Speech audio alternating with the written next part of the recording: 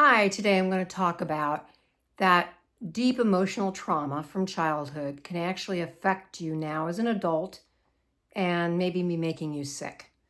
Hi, I'm Marian Massie. I'm a clinical hypnotherapist and success coach, and I've authored the book, Miracles, Karma, and Reincarnation Redefined, a handbook for purposeful living. In this book, my book, I talk about that your mind and your emotions absolutely affect your body. And I've seen many people that have had traumas and then they end up being sick tremendously in their adulthood. There's another good book I want to recommend. It's called The Body Keeps Score. The Body Keeps Score. It goes into in depth about how the body retains the trauma that we've had as children. And many times we don't want to acknowledge that we've had trauma. We want to pretend it didn't happen, or we were in denial, or we minimize it, saying, I even had a client say, well, when I was beaten, it really didn't draw blood like other people I knew. Now, not everybody's beaten, but many people are emotionally abandoned.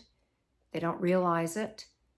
And that can create energy that gets stuck in our body, because we are all energy. Emotions are energy, the mind is energy, and the body is energy.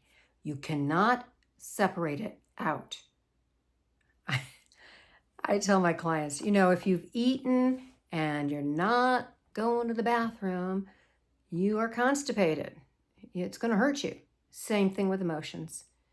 If you have emotional energy that you're maybe not even be aware of, that's festering, it's going to affect you mentally, your attitude, and it's going to affect you in the physical, in your body. I just had a conversation with a MD whose background is an internist and has been practicing functional medicine, which is alternative way of looking at healing, looking at the whole problem, asking why, for over 20 years. And he mentioned to me that he wished 30 years ago he would have known that the emotional part of people's childhood absolutely affect their health as they get older. That now he turns people over or gives them suggestions for therapy or different ways of moving through mental and emotional issues to help the body heal.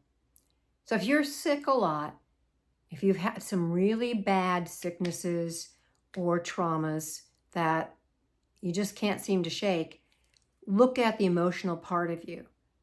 Work on yourself as a whole being. And find somebody that you can talk to emotionally to work through some of these issues. I only wish you the best. I wish you a lot of healing. Another thing you can do, and I talk about it in my book, is to change the beliefs around how you feel about yourself. And I give step-by-step ways of doing that. And I give some emotional exercises.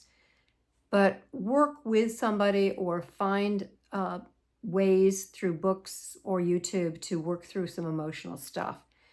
Also, since I believe that we are soul, starting from the self as soul, that's going to affect everything that you do. It may give you a practitioner faster, or you may not even need to go to a practitioner.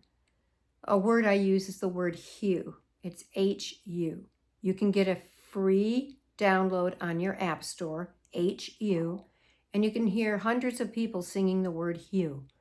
And it's soothing for a lot of people. It's like a tuning fork for you. It raises your vibrations, it raises your energy to connect with spirit. And when you're working with everything like that, spiritually, emotionally, and mentally, your physical body can heal, or at least you got a better chance of healing.